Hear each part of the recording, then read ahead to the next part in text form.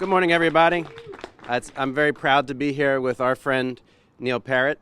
He's a very special person to me and to my family, and I think my in-laws were one of his first supporters in Washington County. And I'm also very pleased to be here with Governor Ehrlich.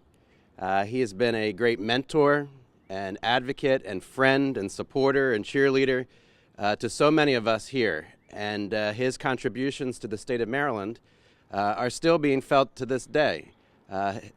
His thumbprint is on so many of the good things that we see taking place in our state. He was the one that began to turn things around for us and gave us hope and really led to Governor Hogan getting elected. And that's one thing that we all have to be focused on. We had a tough election recently, but frankly, we are the party that's worthy to win. But we always have to be ready to win. And in Maryland, it's difficult because of gerrymandering and other things, and sometimes we let that get to us. And there's been no greater advocate to turn that around than Governor Ehrlich, who's always encouraged us to be working hard in our communities, developing relationships, and strategizing and being ready to win. And with that, with Neil Parrott's help and all of your help, we're going to be winning another congressional seat in Maryland very soon. So, ladies and gentlemen, former Congressman and Governor and the great American, Bob Ehrlich. Actually, former state delegate, my favorite job, so I know how to suck up here. It's great to see everybody. I apologize. We're running off in a couple minutes. I catch a train, speak in Philly by noon. But I wanted to be here for Neil. I wanted to be here to see so many friends. And by the way, the best barometer of politics, and I see Gil Jen, one of my colleagues from the 1980s. That's not the 1980s, not the 1880s. And we became friends by fighting each other daily, right? And you were always wrong, and I was always right. But in all seriousness, and we're just Nick and I were just talking. That was the General Assembly in those days. It is no longer.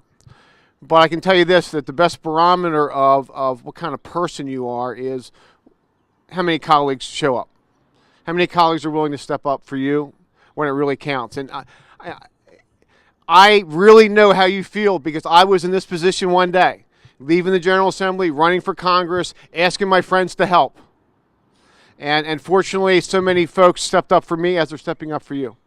So I don't know how many events I've done for you over the years. We're going to start charging soon. So, just real quick points here, real quick. I don't have to tell you on Neil, family man, obviously engineer, brains, leadership, great family. Got it all. Has a foundation. I always look for the foundation. When I'm asked to do an event for a candidate, that's my first question. What's the foundation? Is it viable? Is it real? Is it a good person? Is it someone I can trust? Is it someone you can trust when it's 9:30 and there's a committee meeting, there's 8 people left in the committee, and everybody's going home, we're drinking across the street, and someone's still there working? That's this guy. And that's the truth, and you all know that truth. So that counts for me, particularly coming from the General Assembly. So I don't have to sell you on this guy. I don't have to tell you about what's going on in Washington these days. I just want to make one point. We're having a lot of fun. We're getting a lot of mileage out of sort of the new progressivism and the green, what do they call it, Gil? The Green New Deal? What it is? So yeah, I'm just kidding. We have a lot of fun together, Gil and I. But what was really interesting about this whole thing is you have this, and I don't for a second believe it's the dominant part of the Democratic Party, but it is a growing segment within the Democratic Party, and we better take it seriously. But just recall just what's happened already with regard to the trot out and all this, and the press conferences, and then people read it. At least America saw it. And what happened immediately was, well, we don't really mean it, but it's aspirational. It's aspirational, right? Remember that term, aspirational. We don't really mean it, but it sounds good when you say it real fast. And our response should be, no, it's not. You know, the end of a market economy, the end of a good steak dinner, the end of air flight is not aspirational. It's nothing we believe in. Nothing. I don't know whether it's socialism, but I do know you can see it from here. And we better be serious about it. So, again, I'm not going to insult. We have so many friends across the aisle, even in Washington, D.C. This is not Hubert Humphrey, Walter Mondale liberalism. They're losing primaries to these folks. This is progressivism. It is a threat to our freedom in real terms. And that's why we need this guy over there. Last point. If you love doing this stuff, you're sick. If you love doing this stuff, you probably have too big an ego to be in politics, to really serve our interests. If you enjoy fundraising, you got a problem. And I'm serious. But this, I think I raised $45 million over a lot of years. And some of you have been regular targets, and I'm looking out, and some of you wrote dozens of checks to me over the years, and delegate in Congress and all that. And every check's appreciated, but the checks I appreciated most were the checks that came in 1985. Firehouse party for Bob Ehrlich, who nobody ever heard of, House of Delegates, District 10, $15. Today's a little more than 15. A little bit more. Okay. It's a long time ago. $15. First event, first fundraiser. Nervous wreck. Everybody in elected office can identify with this. You think no one's showing up. Maybe your girlfriend at the time. I think she hates me now, but that's a long story. My parents were going to come, and that's about it. And a couple hundred people showed up, and I never forgot it. And the next morning, swear to God, I looked at the pile of checks. A lot of $15 checks. And I didn't look at it because it was money for my campaign. And this is the God's honest truth. I remember looking at this saying, these folks just made an investment in me. They gave me money, and it's $15. But for me at the time, it was the world, because they're investing in me. They think I can represent them. They're making a statement. You are a stock, and we're stockholders. And we have a right to our return. And our return is integrity, and in your case, voting the right way, which always happens, right? And I never forgot it. It's humbling. When checks stop being humbling, get out of public life. When it becomes passé, when it becomes expected, you're done. So I know that's not a lecture because I don't have to tell you this. You know it. But for everyone who writes these checks, and I'm writing mine tomorrow, don't worry, before I get the hairy eyeball. It's an investment. It's an investment in common sense and dignity and integrity and doing the right thing. And that's why we're here this morning. Love you guys. Great to see you. Neil, do it. Thank you. Good to see you. Bob, one thing I'll tell you. So, right before Bob heads out, one of the first things I did my first year, you see some of the signs here, Ehrlich for governor, Parrott for delegate, and you signed one of those signs. I still have it. It said, just win, and I appreciate that.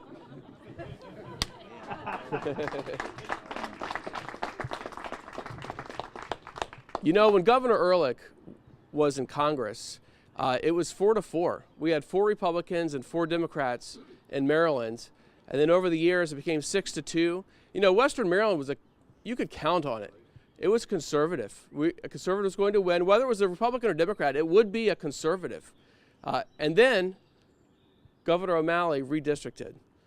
He redistricted and took us straight down to Montgomery County, and we haven't had a conservative since then.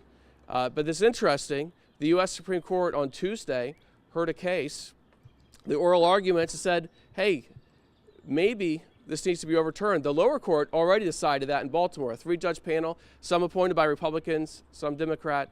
They said, no, District 6, the unanimous decision is illegal, needs to be redrawn.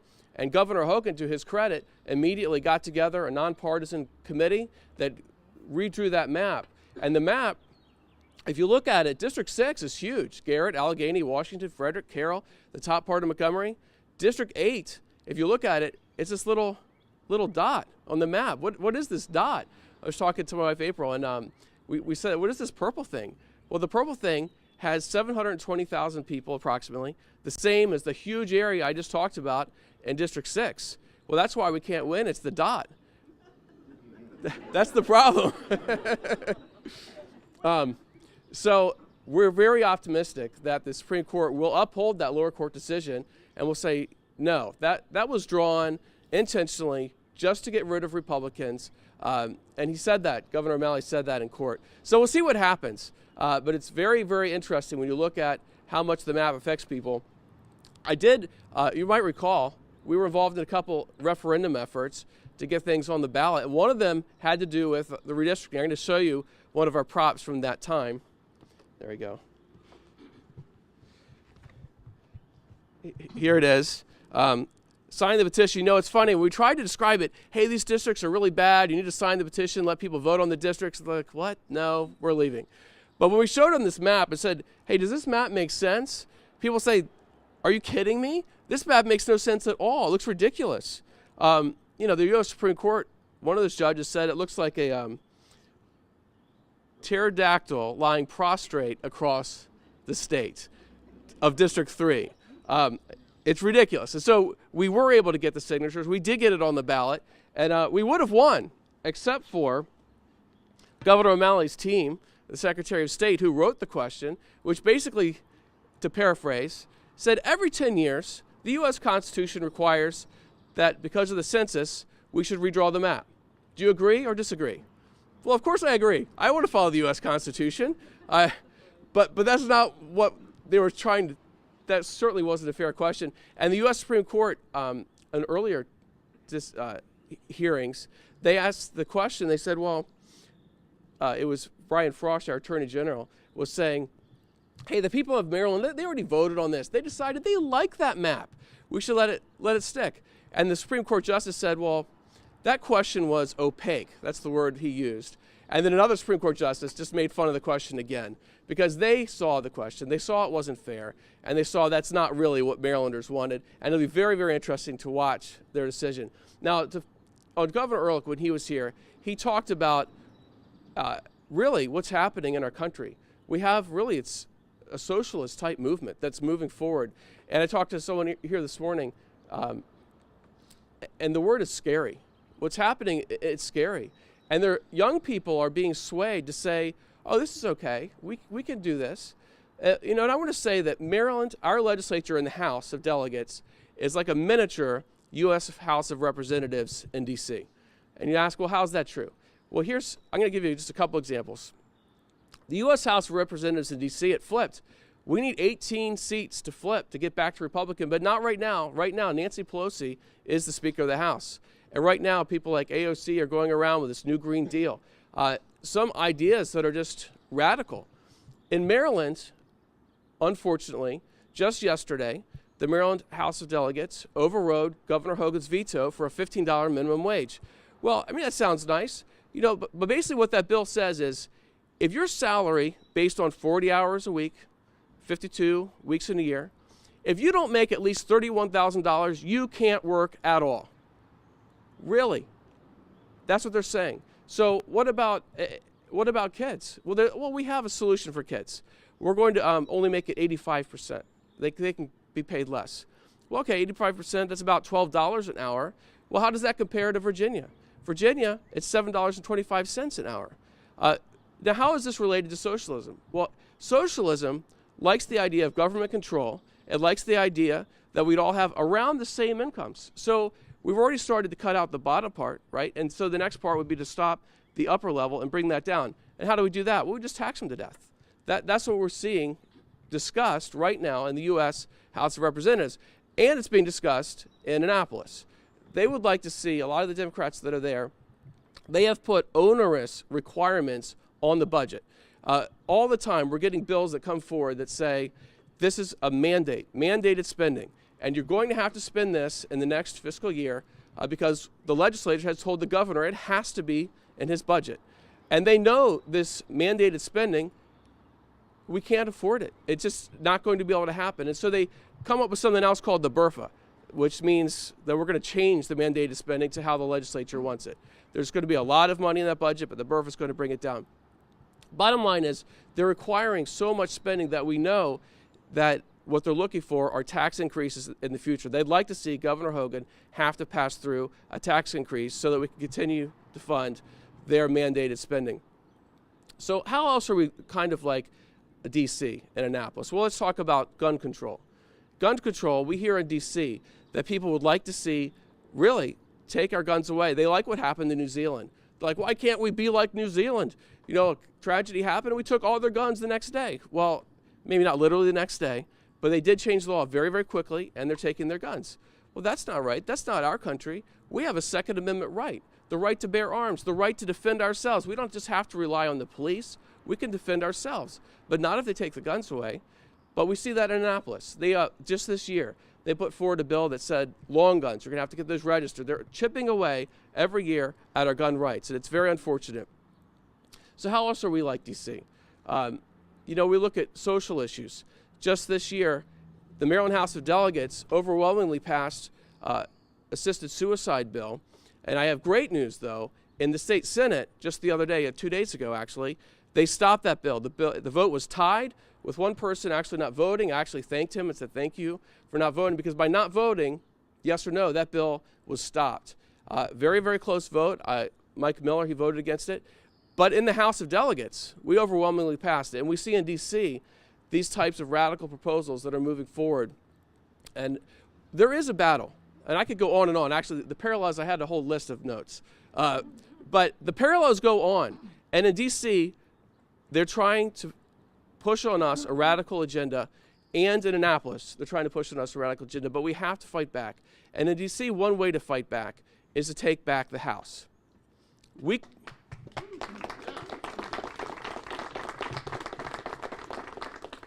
You know, in 2 years, Donald Trump is going to be up for re-election for president. And when he gets re-elected, he needs help. We need to be able to do, like, one thing is a mantra. And even as I think about Donald Trump, it's almost like, well, build the wall. We need to build the wall. Well, that's another parallel. In D.C., they're trying to stop the wall. They're like, we should get rid of ICE. We really shouldn't enforce any of our immigration laws. We should just let them come in and let open borders. It doesn't work. And people know it doesn't work. Look at the border. It's a mess. We need help. But in Maryland, in the legislature, same thing. They're trying to pass through bills that say we're not going to cooperate with ICE at all. And then we did pass that bill this year against my vote and everyone who's here, our vote. But there are radical proposals being proposed. So we could take over D.C., and District 6 is one of the seats. We only need 18 seats to flip in the entire country. And District 6 in Maryland can be one of those seats. And that's why I'm so thankful for you being here today so that we can flip District 6. And it should be. It's a conservative area of our state. We need to have conservative representation. And I'm honored to be able to be looking at, with this exploratory campaign, running in District 6 so that we can make it a conservative district again.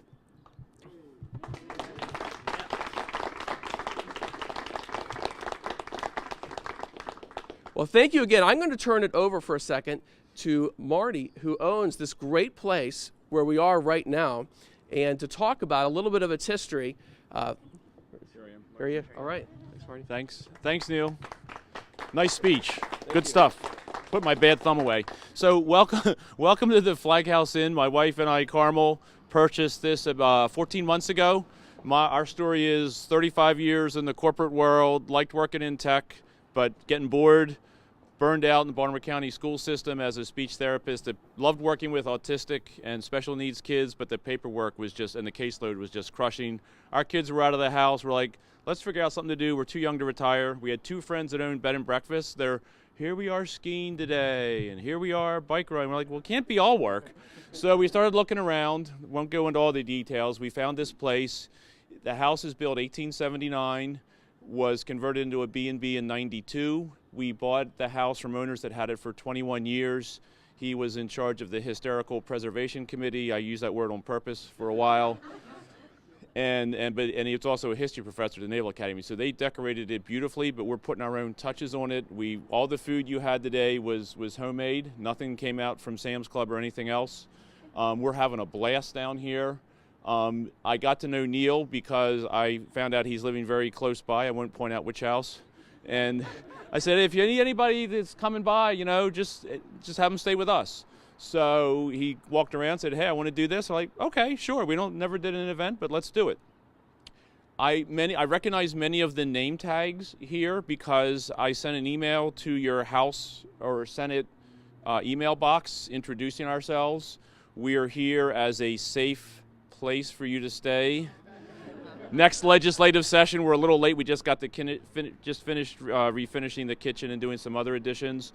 But we have 7 rooms on site. We'd love to have you all in here. The great thing about staying here is we have parking on site, included in the price. And that's pretty rare down here. So we're having a blast. We're having a blast today, keeping up with all your coffee drinking and consumption, but we're so glad y'all are here. Welcome, and I know you're probably getting busy, and the rest of the day, and I'll turn it back to Neil. So thanks a lot. Thanks for coming. Thank you, Marty. Another reason I was happy to support Neil, because I have worked on Governor Hogan's campaign, on his first campaign, so I'm familiar with a lot of the things that Governor Hogan and Neil and the party stands for. And this is, we're a small business guy. I used to work, the smallest company I worked for before was 3,500 people. I now understand when people say, I'm a small business guy, I'm different. I get it now. So I really subscribe to a lot of the things you're saying. So, and I know you stand for a lot of these things, Neil. So thanks a lot. Thank you. So that's Marty and his wife, Carvel Etzel. We're so thankful for us to be here today. This is a great place. And I just want to end it here. Actually, before I do, I'll take a couple questions. Does anybody have any questions? Yes, sir. When do you think we might hear from the Supreme Court on this move? That's a great question. So they just heard the oral arguments on Tuesday. They have to decide by the end of June. So I expect to really hear from them probably at the beginning of June. Great. Well, with that, thank you. Enjoy some more food. There's plenty here, and I really appreciate each one of you being here today. Thank you. All right. Cool. Thanks.